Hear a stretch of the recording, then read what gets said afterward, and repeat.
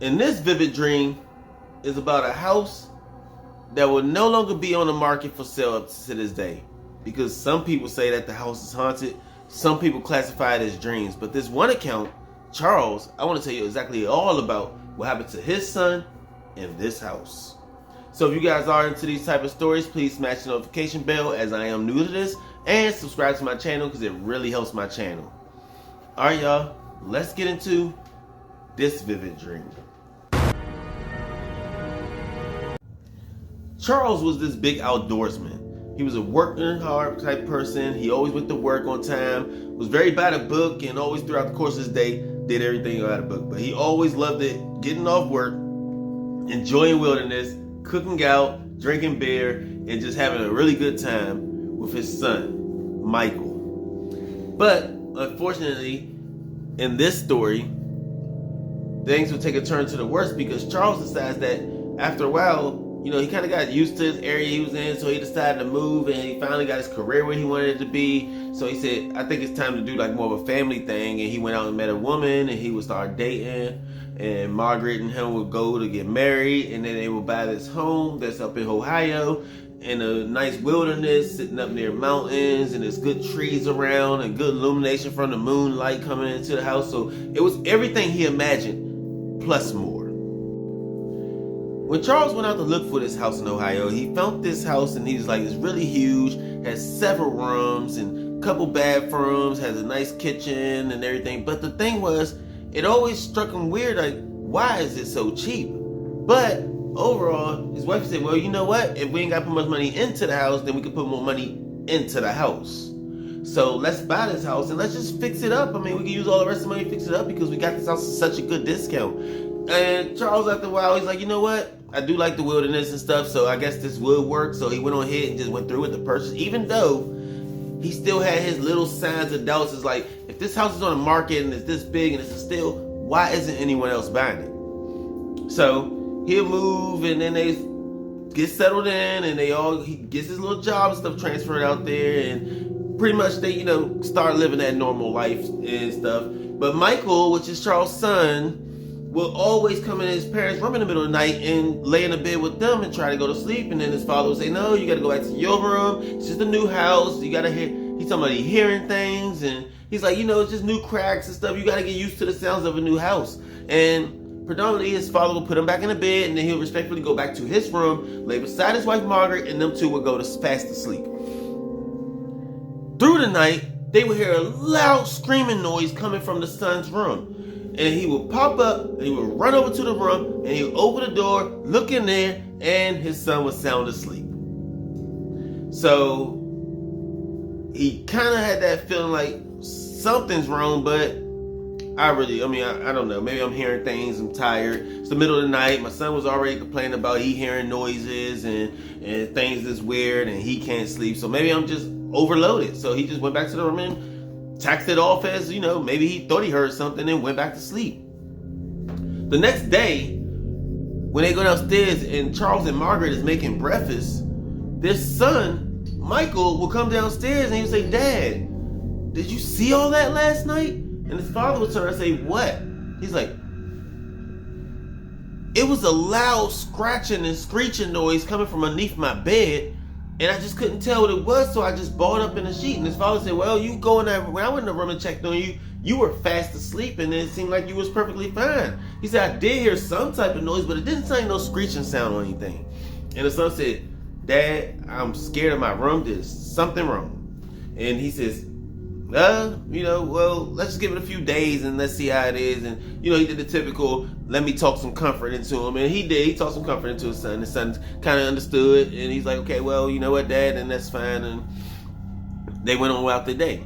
Later that night, he would get up, walk into his hallway, go into his son's room, just to randomly check on him. And everything was fine.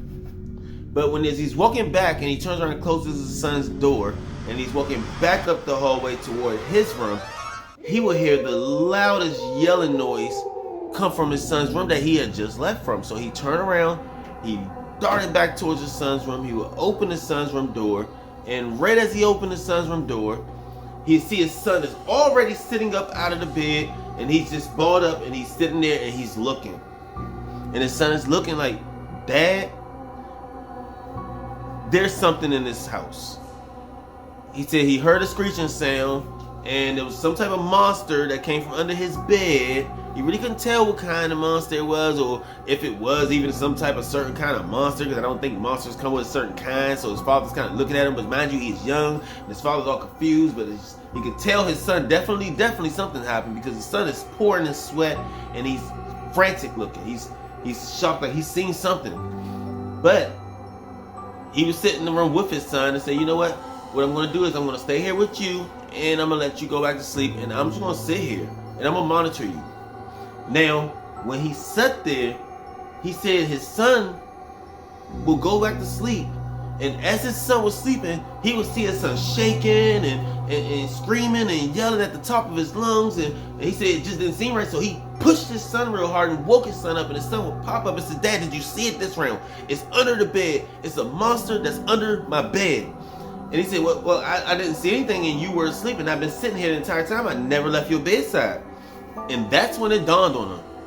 Whatever it is, that noise that he heard the other night, he must have been asleep too. And whatever it is the son is seeing under his bed, it's happening in his son's sleep. So there's something about this house affiliated with sleep. But ultimately, the next day would go past, and he would finally get up and go to work and, really get out there now. He's in the grocery store and he meets a neighbor, and the guy says, I haven't seen you around here before. He says, yeah, well, I live in the house that's down such and such, and I'm just going to use a fake address because I don't want to disclose the actual location because I don't need nobody getting hurt or nothing like that. But let's just use 7905, okay? And he said, that house has been vacant for years. He said, how could you possibly live in that house? And then the father would say, what do you mean? He said, after all that's happened in that house, a whole entire family murdered in that house, and people say that the family still hunts people that lives there.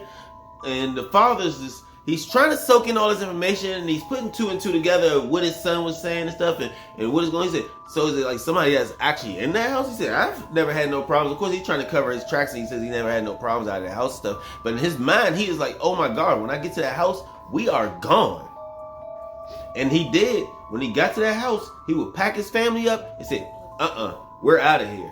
And meanwhile, when he left, a couple paranormal people and investigators will talk to the son and stuff and try to get a good sketch of how this guy looks. But when he asked the father to give him the sketch, to ask his son to sketch how this thing looks that he's seeing in his sleep, it shocked the father because the detective said, good, I need to compare this with the other pictures. And then the father looked at the son looked at the father, and he's like, looked at the detective and said, what other pictures? And he said, this has been going on for years. This house has been sold over and over and over. And each time it's always the children's room. A monster's under the bed, and people started going crazy. And one time this person said he seen somebody through a window, and it's just a lot of weird things been occurring with this house. And honestly, the house was supposed to have been off the market, but they sold it to you, and now you're telling me that you're going through the same situation in your son. So I just want to get a good picture of him. And when the son drew this sketch, it fell right in line with all the rest of the sketches. Here's a sketch of what Charles believed his son has been seen under the bed.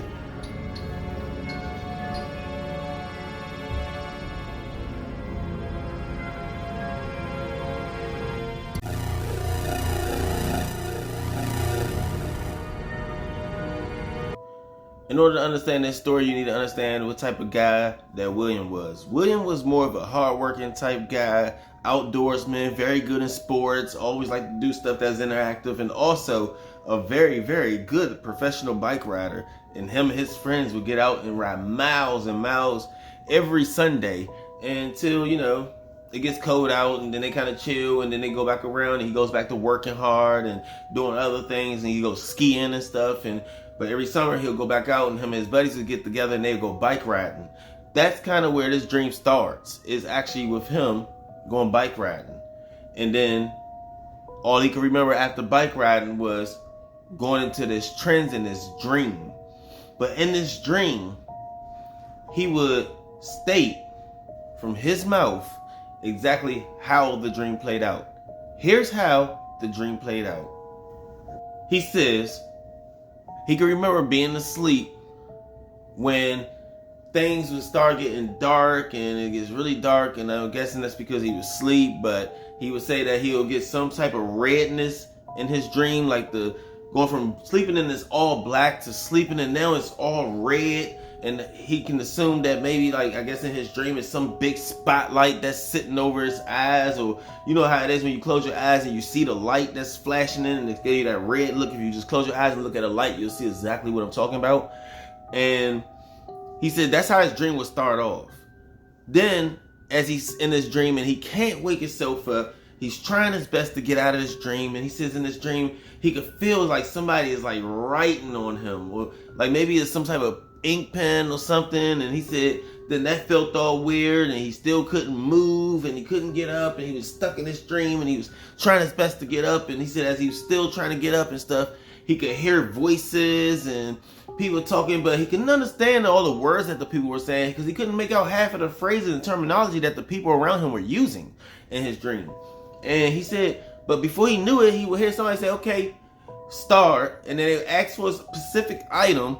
And then when he got that specific item, he said all he could feel was something just tearing across his chest right down the middle of it. And he said it felt like a burning sensation, like somebody almost took a knife and just stabbed in and just went straight down the middle. And then he said in his dream he couldn't bear the pain, but it was some reason he was stuck in this trance where he couldn't move and he couldn't get up. And then he said after that he would hear him saying something, and then he, I guess, some other item noises in the background. He said he heard some metal things and clinking sounds and stuff. And then he said all of a sudden he would just feel this hard pain, like someone's just digging inside of his chest and feeling around with his insides, and it feel like people pulling stuff and tugging on the inside of his body, not on the outside layer of skin, but like internally in his body, like pulling and digging around.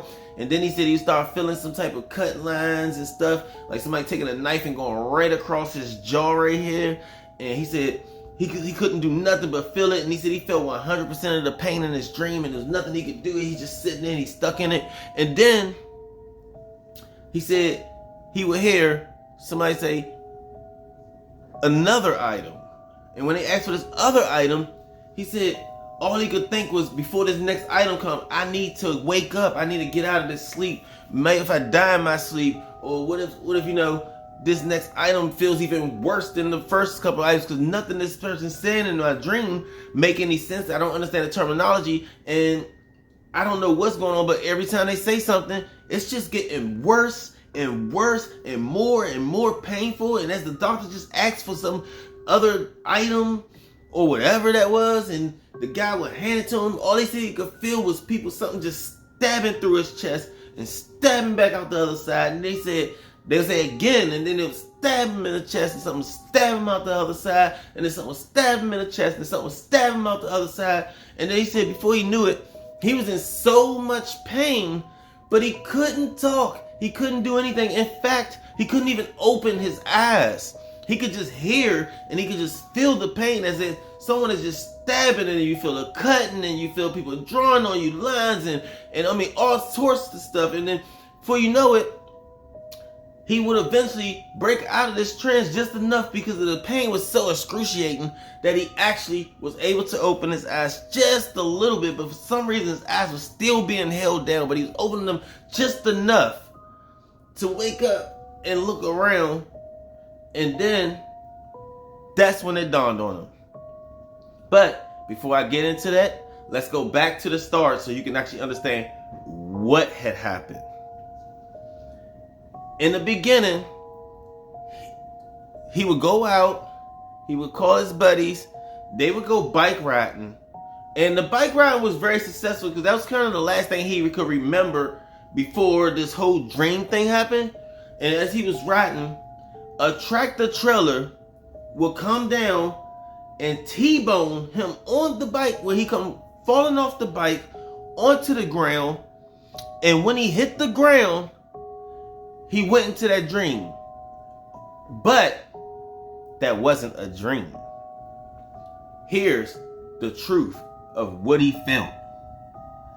Once he had got hit by that bike, he would have felt people picking him up, running him into an ambulance, and then he would feel the driving, and as he's driving, they evaluating him and stuff, and they putting the little pre-game lines on him, which would be the lines he felt, and then all of a sudden, he would go into this emergency room, and they take him straight to the back because he has all this stuff wrong with him from getting hit by the truck. And then the doctors would go in there and they would start working and, you know, getting things set up, and the nurses would come in, and then a team of doctors would be in there, and everybody's playing their specific roles. But somewhere along the line, and all the complications because of all the stuff that had occurred with him, someone put him to sleep. They checked him, but they never put anesthetic, and he felt every single ounce of the pain. When he said he felt the line going down the middle of his chest, he felt the doctors drawing the line out exactly down the middle of his chest, between the chest. And then he said right after he felt that line, he asked the doctor, he said he would hear something say, "Hand me this." That was the doctor he could hear, because he wasn't asleep. He was not fully asleep because of the pain. They didn't give him no type of pain medicine. They put him to sleep, and then they just started working. And now he could feel everything, and they woke him up. But he could barely open his eyes, and he thought he was stuck in some type of sleeping trance, because when the doctors that did this set up for the surgery, they would put tape over his eyes that would tape his eyes down shut. Once his eyes was taped, he would hear the doctor say, "Hand me that such and such." What he asked for was, the doctor would say, "Hand me the scalpel." The scalpel is a cutting tool that he felt, which he said he felt like somebody was digging his chest, as the doctor took the scalpel and started splitting right down the center of his chest. And then he said he would feel like somebody's reaching all inside of him. That would be the doctor reaching in his body, trying to find the broken bones and stuff that they had already seen on the x-ray. Then he said he'd feel cutting lines going across his face. That was the doctors actually putting an incision right here to fix his jawbone that had got hurt during the accident. And through all this pain, he said all he could remember was trying his best to move, and he couldn't move, and he couldn't barely open his eyes. And then he said when he heard that other part, and he said the doctor said, "Hand me this," what the doctor was asking was to hand him the stuff to stitch him up. So when he felt all the pain of the needle just going straight through his chest and straight out the other side, and they take it back straight through his chest and straight up the other side, all the way up the split they made until it was 100% closed. Then, when he felt that pain, he was able to crack his eyes, but he couldn't open them because the tape was down, and that's when the doctors realized it. We made a terrible, terrible mistake. He is woke. He's been woke, and now we all could face getting in trouble because we didn't follow the proper procedures and we didn't put him to sleep. So one of the other doctors said, well, while he's still halfway out of it, let's just do this. And what they did was they gave him some shot or some needle that when he went home, he completely forgot, but he kept having these dreams every single night until one day the truth would come out, because one of the doctors just couldn't hold it in anymore. And he'd go tell him, "Look, I'm so sorry. We did not put you to sleep, and we will take full responsibility for what happened." And once that occurred, the doctor told him about everything. Then he understood why he kept having those dreams every night still. And the doctors would further find out that the only reason his family members also would get involved, and they all find out the shot that they gave him when they sent them home was an amnesia shot. So they was giving him amnesia, hoping that he never remembered what happened and they all can keep their jobs. And Charles would say, as he was having these dreams, that he just felt pain, and he kept saying, "Something's going on, everything's happening in my dream, I'm starting to feel every day." But he did not know that he was under this amnesia until the doctors confessed. One of the doctors confessed, and then they ran some tests, and they found out that he gave him an amnesia drug, and all of those doctors will be terminated. And the family will get an undisclosed amount of money under a lawsuit to the hospital.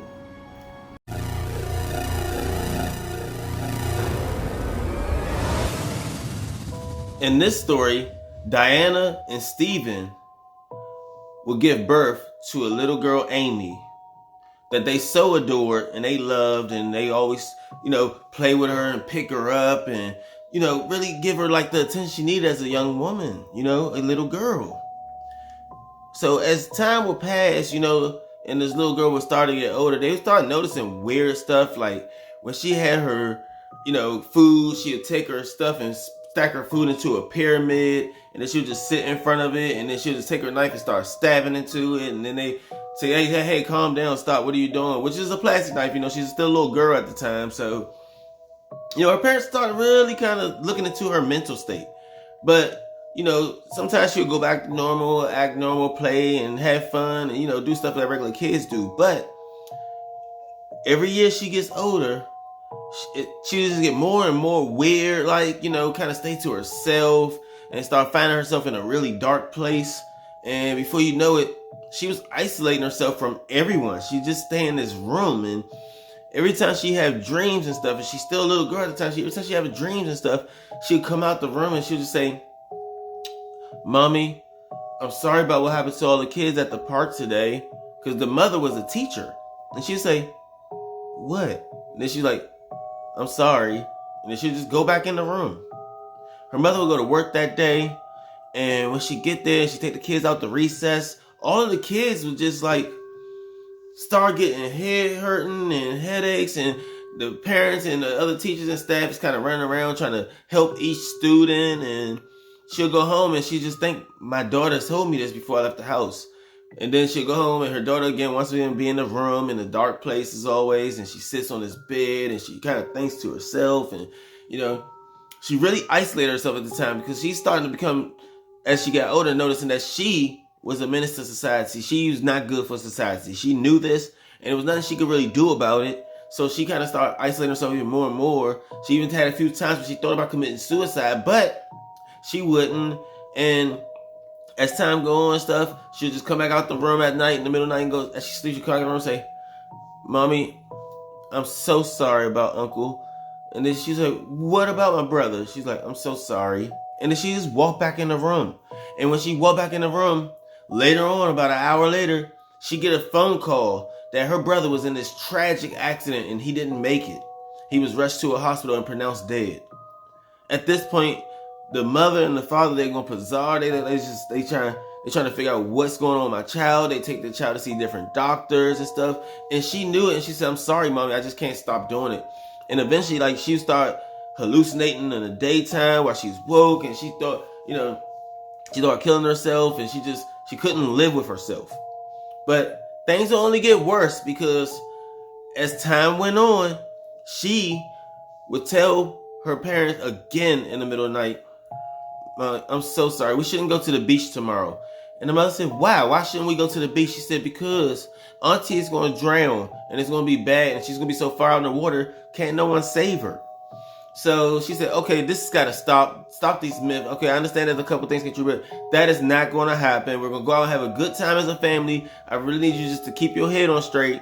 And the daughter said, "I'm trying, but I'm sorry. I seen it in my sleep. It was in my dream." And the next day, they would go to the beach and everything's going all good, and they cooking on the grill and talking and laughing. And as Amy is still sitting on the beach, but she's at a table like off to the side, and she's just sitting there and she's rocking, and she's just keeping this little, weird zone look on, like she's just waiting for it. And when the mother would look over at her and at Amy, and Amy would look back at the mother, and the mother would just shake her head in disappointment, like, I just really wish my child would be the same little cute baby that I held, the little girl that I played with. But it never happened that way because she just turned out to be this weird, vivid dream having child. And eventually, every time she has these dreams, they just come true. So as they sitting at the cookout stuff and everything, they would hear a scream come from real far away into the water, and they look, and it's their aunt. Some way, somehow, she got caught by the current, playing around swimming underwater, and it dragged her way out. And the waves of the current was so bad she couldn't make it back. So she would fight, and she fighting to get her way back. But unfortunately, she would go underwater and disappear. At this point, the family almost had no choice but to try to disown their child. And they would go to different places, and then all of these doctors would get involved and take her psych reaction wards and all types of stuff that was just to try to get her by. And when they try to do that to Amy, it didn't make things better. It made things worse. Because now she was only allowed to come home on the weekends. They kept her locked in this room, and all she could do in this room is do nothing but just look around. The walls are closed, and she's going crazy now because now she really believes that she's just this crazy person. So it didn't even help. So when she go home on the weekends, her dreams would get even worse. And this when the story takes a turn for the worse, and I would classify this to be one of the saddest things to hear. Amy would go to sleep that night. On the weekend she came home, and she would have this dream of her with a knife in her hand and there's blood all over her clothes, and she's standing up in the room, and then she looked down at her clothes, and all of a sudden she thought in her dream she sees her parents' bodies laying on the floor. But the next day she would say, "I'm sorry, Mom. I'm sorry, Dad. I'm so sorry for what's going to happen to you tonight." And then the parents are terrified, but of course this facility that she goes to is closed on the weekends, and it's Saturday, and they have to spend one more night with their child, and they are terrified to be in a house with their own child. And when Amy went to sleep, and they noticed she was sound asleep, they would put a lock on the outside of the door so that she couldn't even get out of the room. Even if she had to use the bathroom, she had to use the bathroom in the room. They put a bucket in there for her. They was just so terrified to be around their own child, their own loving child. And later that night, they would hear something breaking sound that comes from down the hallway, and the parents will pop up. But as they try to run out the room, they is terrified as the daughter is standing there with a knife in her hand, and then she goes in there and she starts charging towards the parents and running down the hallway. The parents are scared. They have no weapons. They in the middle of the night. They just woke up. They shocked and they backing up, and she'll jump on top of the father and stab him. So now he's defenseless. She stabs him right through the chest. So hits his heart, and his heart bleeds out. And the mother said, "What have you done?" And right as she catches the father and her back is turned, she would feel this knife just come driving straight into her back. And the child would just jump on top of her, and Amy would just start stabbing her. The same loving child that they raised goes stabbing her so bad, and you see blood everywhere. It's getting brutal. And then all of a sudden you see her get out, and then she'll go in her room, and she'll wake out of this trance, and she would just break down crying, realizing that she had no control over herself, and her dream just came true. Once this happened and this broke and went viral everywhere, the government did their best to cover it up. So they covered it up, and they moved her to an unknown disclosed facility. And up to this day, right now in 2023, she should be the age of 36. So that's gonna do it. If you are into these type of stories, please smash the notification bell so you don't miss any of my 3 or 4 weekly uploads. And I'm new to this. This is only episode 12. So, well, episode 13 actually. So that's gonna do it, guys. I love y'all. I'll see y'all later.